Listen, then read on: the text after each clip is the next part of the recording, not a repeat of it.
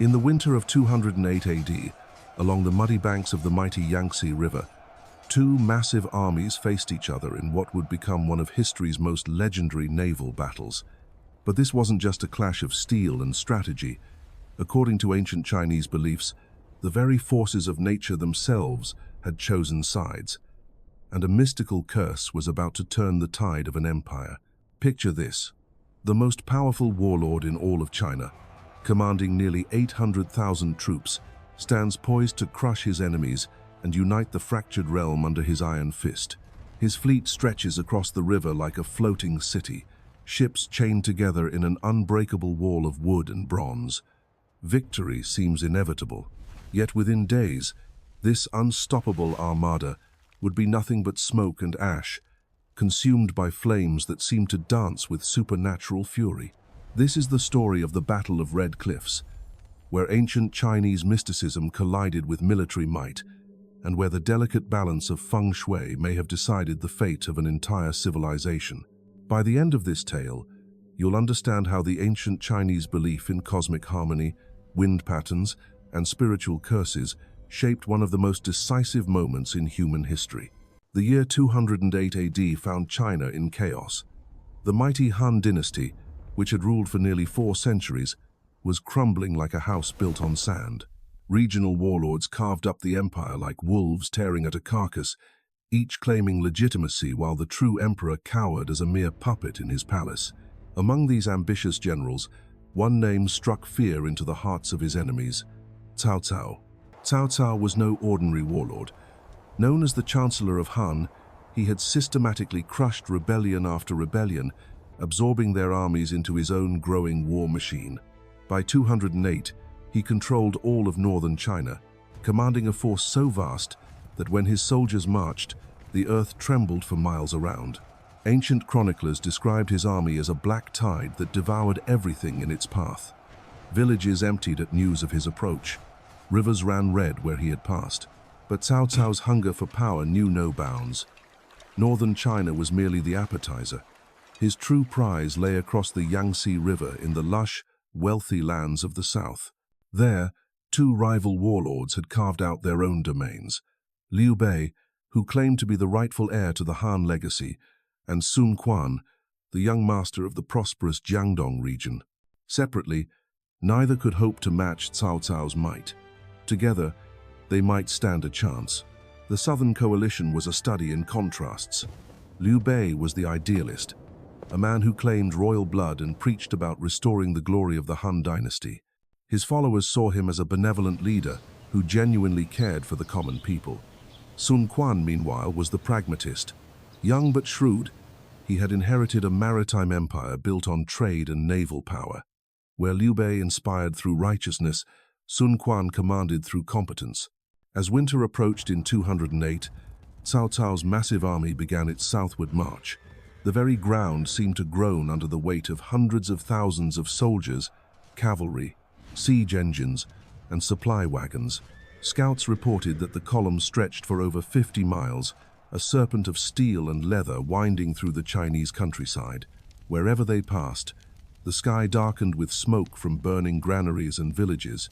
Cao Cao employed the ancient strategy of living off the land, taking what he needed and destroying what he couldn't use to deny it to his enemies. The psychological warfare was as devastating as the physical destruction. Messengers arrived daily at the courts of Liu Bei and Quan, carrying reports of Cao Cao's overwhelming strength. Some advisors whispered that resistance was futile, that they should surrender now and hope for mercy. Others spoke of fleeing south, abandoning their territories to preserve their lives. The weight of impending doom pressed down on the alliance like a physical force. Yet it was in this darkest hour that the ancient Chinese understanding of Feng Shui began to play its mysterious role. Feng Shui, literally meaning wind and water, was far more than mere superstition to the people of ancient China. It represented the fundamental belief that invisible forces flowed through the natural world, that the positioning of mountains, rivers, buildings, and even armies could harness or disrupt these cosmic energies.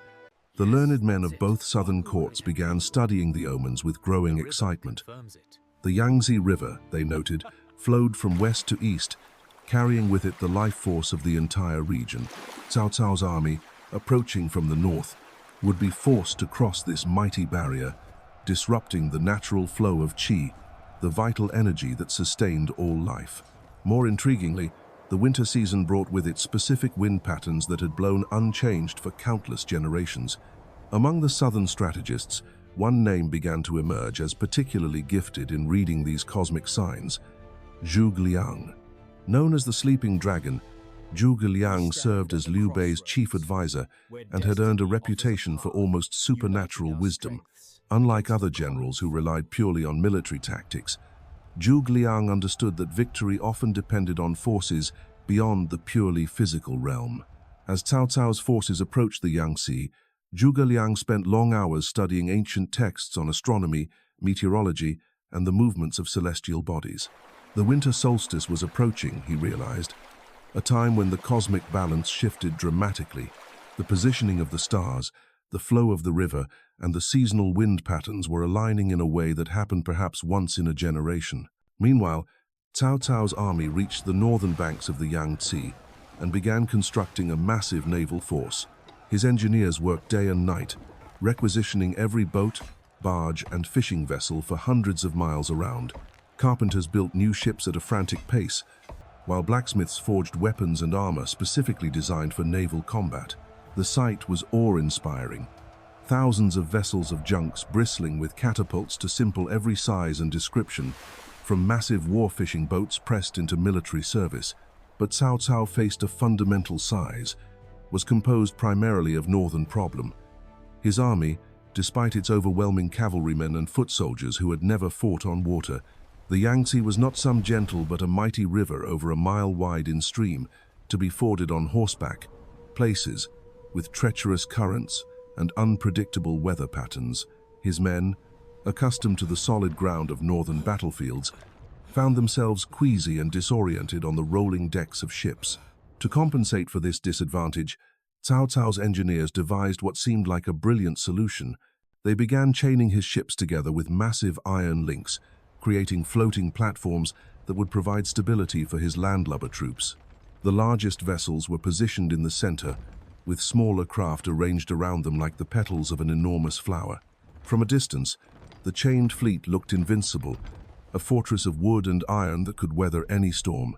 Yet to the Feng Shui masters observing from the southern banks, this decision revealed a fatal flaw in Cao Cao's understanding of natural forces. By chaining his ships together, he had created not strength, but vulnerability. He had disrupted the natural flow of water around his vessels, creating stagnation where there should have been movement. In Feng Shui terms, he had built a dam across his own qi, trapping negative energy within his fleet.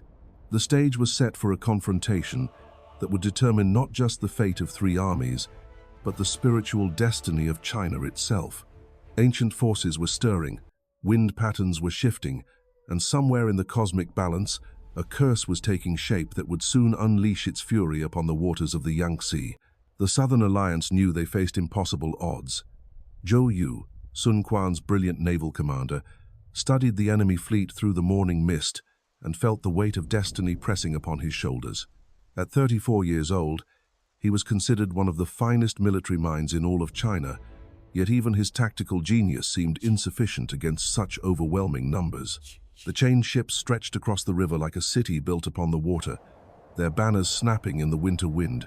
But Zhou possessed something Cao Cao lacked, an intimate understanding of the river itself.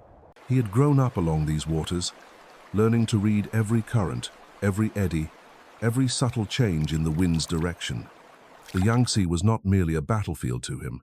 It was a living entity with its own moods and temperaments, and he could sense that the great river was growing restless. As the two fleets faced each other across the dark waters, strange omens began to manifest. Fishermen reported seeing unusual cloud formations that resembled dragons locked in combat.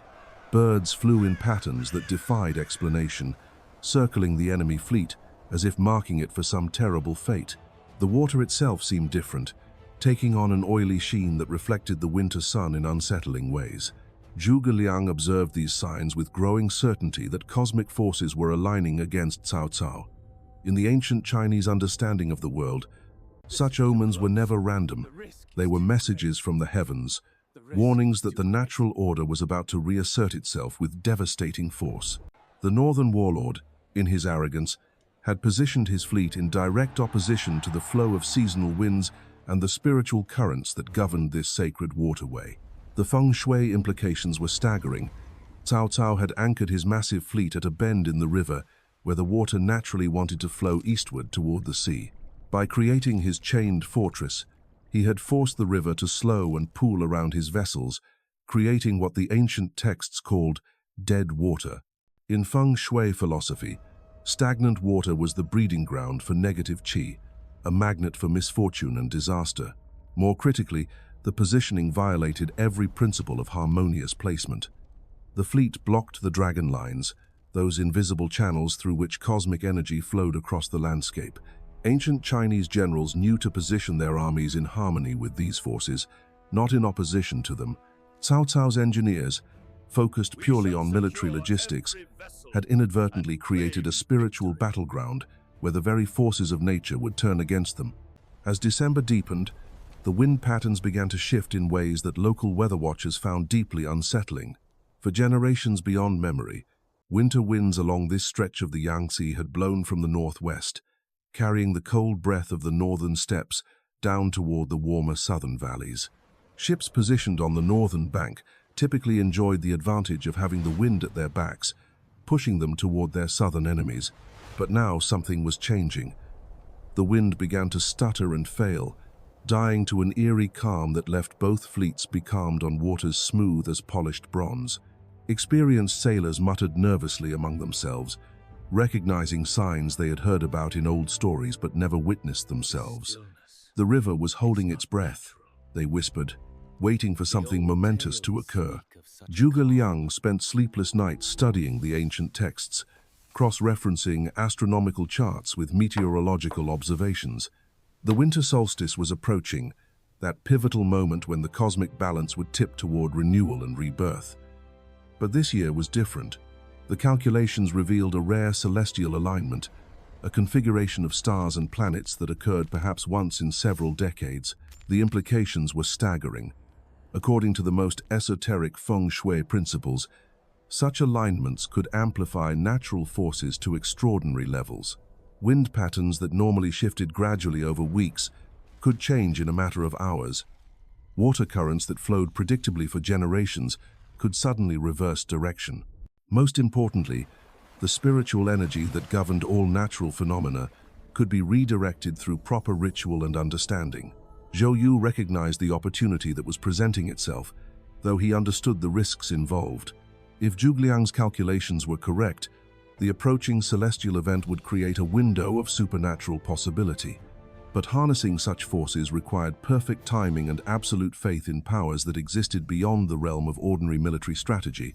The southern commanders began preparing for what they knew would be their only chance at victory. Traditional weapons would be useless against Cao Cao's overwhelming numbers and chained fortress. But fire, carried by shifting winds and fed by the dry winter timber of northern-built ships, could accomplish what no amount of conventional warfare could achieve. The plan was audacious beyond measure. A small fleet of vessels would be loaded with combustible materials and sailed directly into the heart of Cao Cao's chained armada. The success of the attack would depend entirely on wind direction, and according to every natural law that governed this region, the winter winds should blow from the northwest, carrying any fire back toward the southern fleet. Yet Zhuge Liang insisted that the cosmic forces gathering around the winter solstice would reverse this pattern. At the precise moment of celestial alignment, he claimed, the winds would shift to blow from the southeast, carrying fire into the heart of the enemy fleet while sparing the southern attackers. It was a claim that seemed to defy both logic and meteorology, a bet on supernatural forces that could either deliver miraculous victory or catastrophic defeat. As the Southern Alliance made their final preparations, strange phenomena continued to manifest around both fleets. The water began to emit a phosphorescent glow at night, as if lit from within by ghostly flames. Fish died in massive numbers, floating belly up in patterns that resembled ancient Chinese characters when viewed from above. Most disturbing of all, Soldiers on both sides reported dreams of a great dragon rising from the depths of the river, its eyes burning with supernatural fire. The Feng Shui masters interpreted these signs as clear evidence that the river itself had awakened, roused to anger by the disruption of its natural flow. The dragon of the Yangtze, they declared, was preparing to reclaim its domain from the foreign invaders who had dared to chain their vessels across its sacred waters. The final preparations began as the celestial alignment drew near. In the southern camps, priests and Feng Shui masters worked through the night, constructing ritual altars according to ancient specifications. These were not mere superstitions to the Chinese mind, but practical tools for channeling the invisible forces that governed wind and water. Incense burned continuously, sending prayers skyward while astronomers tracked the movement of stars with instruments passed down through generations of scholars. Huang Gai, a veteran general in Sun Quan's service, volunteered for what appeared to be a suicide mission. His weathered face bore the scars of countless battles, yet even this hardened warrior understood he was about to participate in something beyond ordinary warfare. The ships selected for the fire attack were loaded with oil-soaked timber, dried reeds, and sulfur compounds that would burn with intense heat. Hidden beneath these combustible materials were smaller boats that would allow the attackers to escape once the flames took hold. The psychological preparation was as crucial as the physical. Huang Gai sent messages to Cao Cao's camp, claiming he wished to defect from the Southern Alliance. Such defections were common as the balance of power shifted, and Cao Cao's intelligence officers found nothing suspicious in the veteran general's offer. The northern warlord, confident in his overwhelming superiority, welcomed another high-ranking enemy commander into his ranks. But as the appointed night approached, the very air seemed to thicken with anticipation. Soldiers on both sides reported an oppressive feeling, as if the atmosphere itself was charged with invisible energy. The water grew unnaturally still, reflecting the stars like a mirror. Not even the smallest ripple disturbed the surface, creating an eerie silence that made every whisper seem to echo across the river. Zhuge Liang stood upon a specially constructed altar, his robes whipping in winds that seemed to blow from all directions at once. For 3 days and nights, he had maintained his vigil, performing rituals that combined Taoist philosophy with practical meteorology. His calculations indicated that the celestial alignment would reach its peak at the 3rd hour after midnight, when the constellation of the Azure Dragon would pass directly overhead. The ancient texts spoke of such moments as cracks in the fabric of reality, times when the will of a learned practitioner could influence the fundamental forces of nature. But the cost of failure would be catastrophic. If the winds did not shift as predicted, Huang Gai's fire ships would burn their own fleet while leaving Cao Cao's chained fortress untouched. On the northern bank, Cao Cao himself grew uneasy as reports reached him of strange phenomena throughout his camp. Horses reared without cause, their eyes rolling white with terror. Guard fires flickered and danced, despite the still air. Most disturbing, several of his shamans and diviners had approached him with warnings that the spiritual energies surrounding their position were becoming dangerously unstable. Yet the northern warlord dismissed these concerns with the pragmatism that had carried him to power. He had built his empire through steel and strategy, not through mystical superstitions. His chained fleet was a masterpiece of engineering, each vessel locked to its neighbors by iron links strong enough to hold a mountain. Even if the Southern Alliance attempted some desperate attack, his floating fortress would absorb the impact like a stone wall. The irony was profound. In his determination to create an unbreakable formation, Cao Cao had unknowingly constructed the perfect trap for his own forces. The chains that provided stability in calm water would become instruments of doom if fire ever reached his fleet. Unable to maneuver independently, his ships would be forced to burn together, each vessel feeding the flames that consumed its neighbors. As midnight approached on the fateful night, the Southern Alliance moved into position with the silence of ghosts. Huang Gai's fire ships led the procession, followed by the main attack fleet that would exploit whatever chaos the flames created. Zhou commanded from his flagship, his eyes fixed on the enemy positions where thousands of torches created a constellation of lights across the dark water. The moment of truth arrived with startling suddenness. At precisely the hour Zhuge Liang had predicted, the oppressive stillness shattered as a wind rose from the southeast. It began as barely a whisper, stirring the banners and setting the water to gentle lapping. But within minutes, it strengthened to a steady breeze, then to a powerful gale that sent waves crashing against the hulls of both fleets. The reversal defied everything the northern soldiers understood about seasonal weather patterns. For generations, their grandfathers and great-grandfathers had told them that winter winds blew from the northwest, carrying the cold breath of the steppes toward the southern valleys. Yet now, impossibly, warm air rushed up from the south, as if the very earth had tilted on its axis. Huang Gai seized the moment with the instincts of a master tactician. His fire ships surged forward, their sails billowing with the supernatural wind as they raced towards Cao Cao's chained fleet. The distance closed with terrifying speed, and soon the northern sentries could make out the approaching vessels in the darkness. The deception held until the final moments. Believing they were witnessing the arrival of a defecting general, Cao Cao's men prepared to welcome the approaching ships with cheers and torches. Only when Huang Gai's vessels burst into flames did they realize the true nature of the attack. The fire ships struck Cao Cao's fleet like meteors falling from heaven. The carefully prepared combustibles exploded into infernos that reached hundreds of feet into the night sky, turning darkness into blazing day.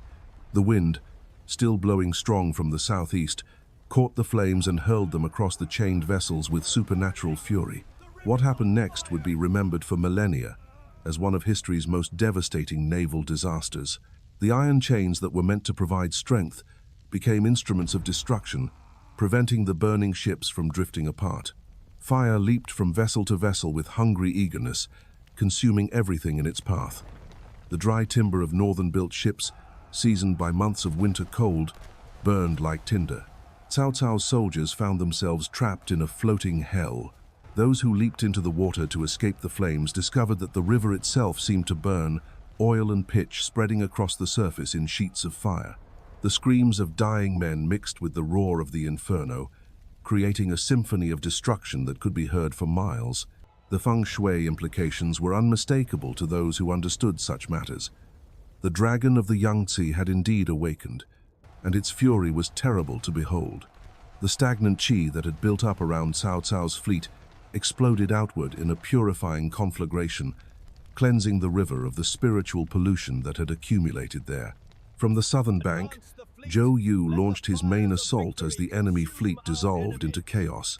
His war junks cut through the smoke and flame like sharks sensing blood, targeting the few northern vessels that had escaped the initial conflagration. The battle became a rout as Cao Cao's demoralized forces, having witnessed what seemed like divine intervention, lost all will to fight. The northern warlord himself barely escaped with his life, fleeing north with the remnants of his once mighty army.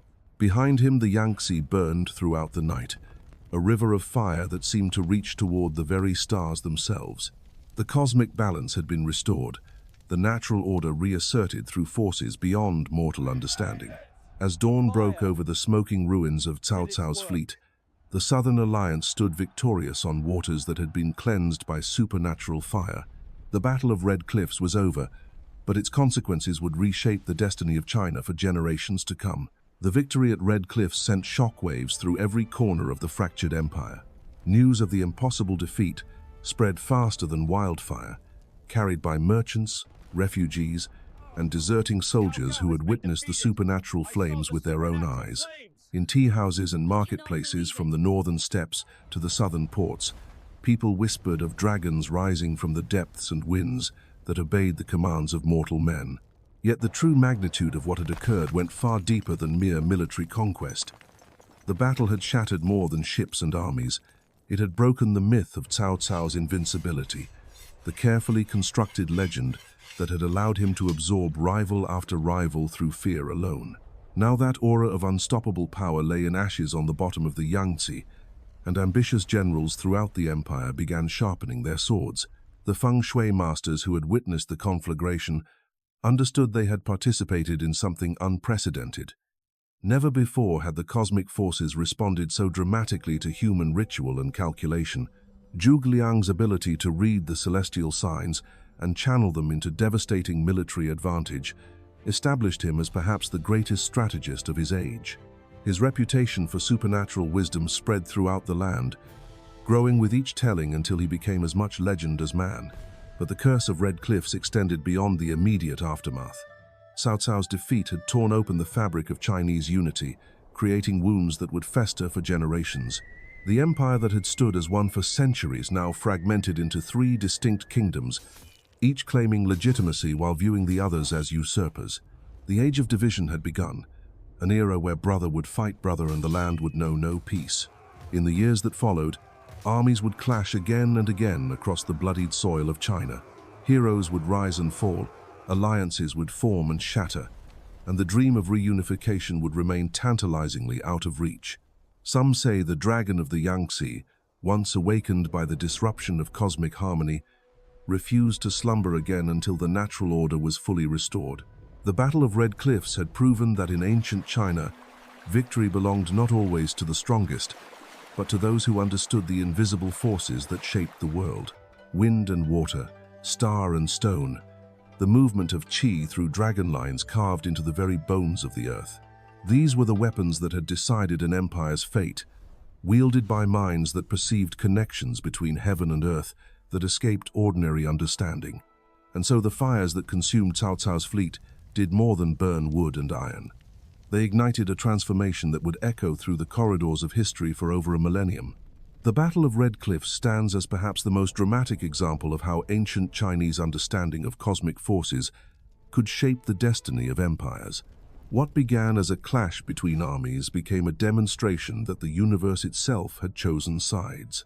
The wind that shifted against all natural law, the flames that danced with supernatural fury, the perfect timing of celestial alignment. These were not mere coincidences, but evidence of a deeper truth that the ancients understood far better than we might imagine today. The Feng Shui curse of Red Cliffs reminds us that sometimes the most powerful weapons are not forged of steel, but drawn from the invisible currents that flow through wind and water, earth and sky. In a world where we often dismiss such beliefs as primitive superstition, perhaps we should pause and wonder what forces we ourselves might be ignoring. The next time you feel the wind change direction unexpectedly, or notice how certain places seem to carry an energy all their own, remember the lesson of the Yangtze. Sometimes the universe is trying to tell us something. The question is whether we possess the wisdom to listen and the courage to act when the cosmic tides begin to turn.